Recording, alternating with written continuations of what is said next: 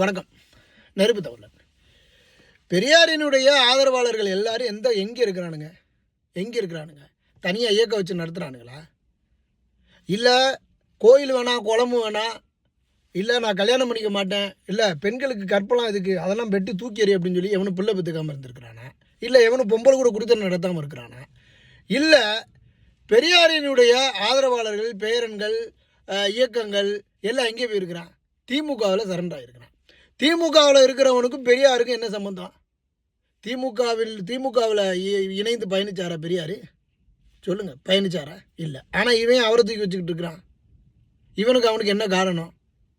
இப்போ ஏன் அப்படின்னா, இங்கே தெலுங்கனும் கன்னடத்தானும் தமிழ்நாட்டை பிடிச்சி ஆளணும்னு நினச்சிட்டு இருக்கிறான். அம்மா ஜெயலலிதா யார்? அந்த அம்மா ஒரு கன்னடத்தி. யார்? பெரியார் யார்? அந்த ஆள் ஒரு கன்னட. அப்போ ஸ்டாலின் யார்? அவர் ஒரு தெலுங்க. அப்போ இங்கே என்ன நடக்குது? எல்லாம் கூட்டு பொரியல் தான்.